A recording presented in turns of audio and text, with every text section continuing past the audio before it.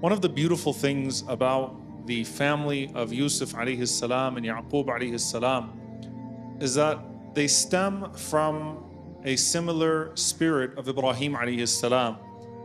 And I wanted to actually stick for a moment with what precedes Surah Yusuf and Surah Hud, and then a common denominator that you find between these three people, between the great-grandfather, the grandson, and the great-grandson. You know, when we talk about Ibrahim alayhi salam as Abul Anbiya, as the father of the prophets, obviously that refers to the creed, the pure tawheed, the oneness of Allah subhanahu wa ta'ala that Ibrahim alayhi salam taught, and how that was transferred from generation to generation. But there's also the akhlaq of Ibrahim alayhi salam, the character traits of Ibrahim alayhi salam. And as you're reading about the twists and turns and the difficulties of Yaqub alayhi salam and Yusuf alayhi salam and how they're dealing with people, it's important to actually appreciate for a moment that there is a method to the way that they are dealing with these things. There's a methodology here, there's a manhaj. And that methodology comes from the great-grandfather, in the case of Yusuf alayhi salam, the great-grandfather Ibrahim alayhi salam. Now here's something I want you to pay attention to. Allah subhanahu wa ta'ala tells us in these two surahs about how each one of them dealt with their emotions. So there's a question that I'll ask and I won't answer it right now. Is it good to suppress your emotions? Is it healthy to suppress your emotions? Yes or no? All the men said yes, all the women said no. Exactly what I thought would happen, right? Pay attention, subhanAllah, to something very beautiful about these three men. All three of them within the capacity of these two surahs, and we often talk about, you know, a hot temper being transitioned from one to the next. But here you have a beautiful khuluq, a beautiful characteristic transition from one to the next. All three of them dealt with pain that was caused to them by one of their family members or some of their family members. In the case of Ibrahim alayhi salam, he complains to Allah about the pain caused to him by who? His father. In the case of Yaqub alayhi salam, he complains about who? His sons. In the case of Yusuf alayhi salam, who? His brothers, right? So the parent, the child, the sibling. And the method here that you have in Surah Hud, and remember that Yaqub lived to see his grandfather Ibrahim. And there's a beautiful lesson that transitions here. Allah describes Ibrahim alayhi salam with Inna Ibrahim la halimun awwahun munib. It's one of the most beautiful summaries of a man's character alayhi salam. Ibrahim alayhi salam was halim, he was very forbearing. He had to take a lot. He had to deal with a lot. The types of things that Ibrahim alayhi salam went through, the types of pain that he encountered, the types of hardships that were inflicted upon him by the same people that are supposed to give you comfort and love were so much. The pain from his people, the pain from all circles and sectors of his society. When he's thrown into that fire and Ibrahim looks around, he doesn't have a friend amongst the human beings. His only supporter is his wife Sarah. Lut alayhi salam has already moved on before that. So he's looking around and he sees nothing but insult and hatred and pain being inflicted upon him. Halim. He has to take a lot. But he was awwah. Allah describes him as someone who grieves, right? So we're talking about the intensity of emotion in the khutbah. He had a lot inside. He had a soft heart. SubhanAllah, this is of the mission of the prophets. They are a mercy in their prophethood. In the Prophet ﷺ, the last and final prophet is rahmatan lil alameen, a mercy to the world. لَعَلَّكَ بَاخِعٌ نَفْسَكَ عَلَى آثَارِهِمْ. It hurts him, sallallahu alaihi wasallam, what is said to him, and then the fate of those that are saying these things to him. It hurts him. They have soft hearts. They are the softest hearted of people to ever walk the face of the earth, because the softer your heart, the greater your rank in the sight of Allah subhanahu wa ta'ala. So Ibrahim alayhi salam used to take a lot from the people, and he had a tender heart. He was awwah. So how does he deal with that? He's munib. He's turned back to Allah subhanahu wa ta'ala, frequently turning back to Allah subhanahu wa ta'ala. Like if I could give you a visual of this ayah, think about the first part, la halimun. You imagine the people hurting him, yelling at him, and his ability to be patient with that. Awwah, when he's all alone and he is grieving and he is crying and he is feeling the pain of what is being done. munib, turned back to Allah subhanahu wa ta'ala, and funneling all of that into his ibadah, into his dua to Allah subhanahu wa ta'ala, into his supplication, into his prayer, into his worship. There's a method here. And you could see in Yaqub alayhi salam that he's halimun awahun munib. And you could see in Yusuf alayhi salam that he's halimun awahun munib. All three of those characteristics are demonstrated in their story. In the case of Yaqub alayhi salam, you have to be extremely forbearing to be able to deal with the pain that is being caused to you by your sons. He's taking a lot from them. Not just that they kidnapped his son and threw him away, but that they also lied to him, and they're mocking him in his pain and calling him a deluded old man, a delusional old man. Why can't you get over it? And what does Allah subhanahu wa ta'ala say?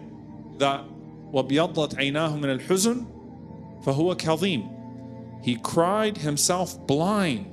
إِنَّمَا أَشْكُو بَثِّي وَحُزْنِي إِلَى اللَّهِ. Crying to Allah subhanahu wa ta'ala, awah, but إِلَى اللَّهِ, munib. And Allah subhanahu wa ta'ala says, فَهُوَ كَظِيمٌ. He swallowed it. He swallowed it, right? وَالْكَاظِمِينَ الْغَيْظِ. Those that swallow their pain. He swallowed his emotions, his pain, and he took it to Allah subhanahu wa ta'ala. So you see the element of forbearing, grieving, turn back to Allah subhanahu wa ta'ala. Forbearing, grieving, turn back to Allah. Now it's very interesting, because then you come to Yusuf alayhi salam, the last one in this equation, in this sequence.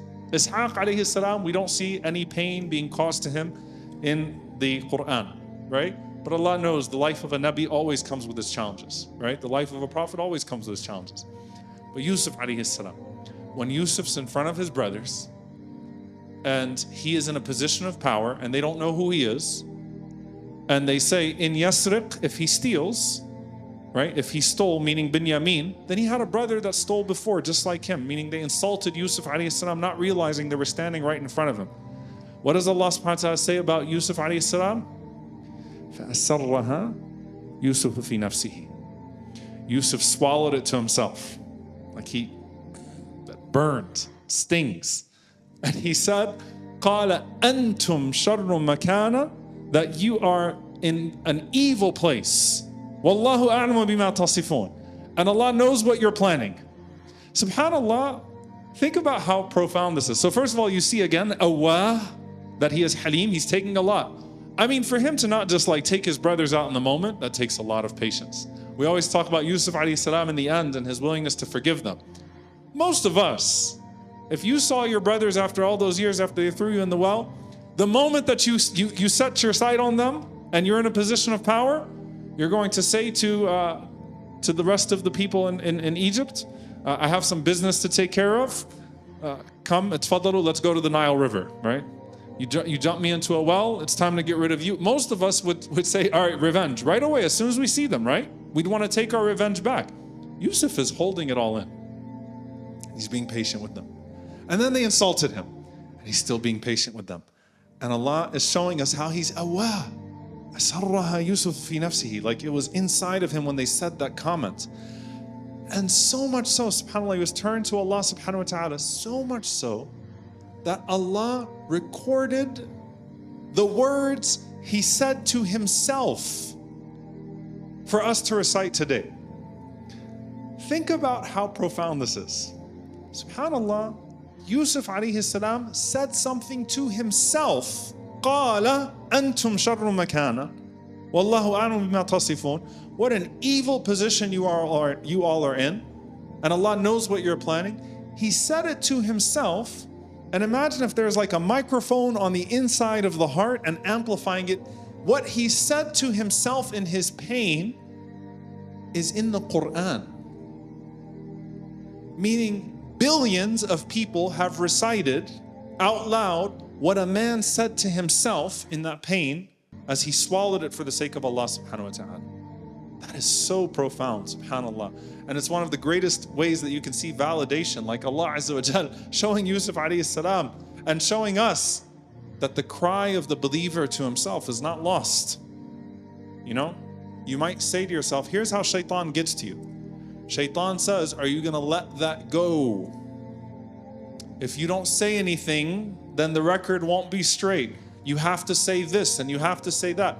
Eggs you on. Respond. Be louder than them. Be more aggressive than them. Do this, do this. And Allah subhanahu wa ta'ala is showing, just as He shows us with Zakaria alayhi salam in the corner of Al-Aqsa and these prophets as they made their silent du'as, du'a and khafiyya, that even the inner thought of the believer when he swallows for the sake of Allah subhanahu wa ta'ala, that Allah Azza wa Jal is recording that, and that could be a source of great, tremendous reward for that person. Now here's the thing, subhanAllah, Halimun awahun munib. Every single one of them you see this. And the question that I asked in the very beginning, and it is an important question, is it healthy to suppress your emotions? No. But it is prophetic to redirect your emotions. That's what you see in all three of these prophets. They had a method of redirect to Allah subhanahu wa ta'ala. They took it from here and then they brought it to Allah subhanahu wa ta'ala here. Everything they took, يَصْبِرُوا عَلَى أَذَاهُمْ الَّذِي يُخَارِتُ النَّاسَ وَيَصْبِرُوا عَلَى أَذَاهُمْ. Everything they took from the people, they took back to Allah subhanahu wa ta'ala in ibadah. And that allowed them to be the amazing people that they were and to have that khuluq, to have that trait. إِنَّمَا الْعِلْمُ بِالتَّعَلُّمِ وَإِنَّمَا الْحِلْمُ بِالتَّحَلُّمِ. Knowledge is through seeking knowledge, and forbearance is through practicing it. And dear brothers and sisters, if you simply suppress your emotions and hold it in all the time and you don't talk to Allah subhanahu wa ta'ala with it, then at some point you're just going to explode. At some point it's just going to come out in the worst way. And that's the thing. So a lot of people, they take, and then eventually the balloon pops. And then it all breaks loose, right? The prophets always had that valve. Every single night. They had that valve with Allah subhanahu wa ta'ala. Even subhanAllah, the scholars mention when Yaqub alayhi salam says to his sons, سَوْفَ أَسْتَغْفِرُ لَكُمْ رَبِّي. After it all came to be, Yusuf alayhi salam said, I forgive you. Right? When the brothers said to their father, after everything had been done, istaghfir lana, right, to seek forgiveness for us, he said, I will seek forgiveness for you. The ulama mention what? That Yaqub alayhi salam had a wird, he had a time where he would pray qiyamul layl at waqt as-sahr, at the time right before Fajr, the last third of the night. And so when he's saying, Sawfa astaghfiru lakum rabbi, that I will seek forgiveness, he's saying, in the last third, when I wake up and I do my qiyam, I will ask Allah subhanahu wa ta'ala to forgive you. I'll take that sincerity, because that's his release valve. So they didn't suppress their emotions, they redirected their emotions. That's why the prophets of Allah were able to endure the greatest trials, because they had the greatest outlet with Allah subhanahu wa ta'ala. That's why the prophets were able to endure this mission, because they knew who they were doing it for, and they always turned back to Allah subhanahu wa ta'ala. May Allah subhanahu wa ta'ala make us, as He described Ibrahim alayhi salam, Halimun awahun munib. May Allah Azza wa Jalla allow us to embody these traits and allow us to be in the mold of our Prophet sallallahu alaihi wasallam, and then joined with our Prophet sallallahu alaihi wasallam and the prophets and the martyrs and the righteous ones and the truthful ones. Allahumma ameen. Barakallahu feekum. Assalamu alaikum wa rahmatullahi. The Prophetic Path. All rights reserved. Copyright note. This video features unique editing, subtitles, and creative production by the Prophetic Path. While the original audio belongs to the respective speakers, the final edited version is our intellectual property. Reuse warning. Unauthorized uploading, downloading, or redistributing this video on any platform, YouTube, Facebook, etc., is strictly prohibited and may lead to a copyright strike. We encourage you to share the original video link to spread the message of Islam. Final message. Our content is designed for dawah and education under fair use guidelines.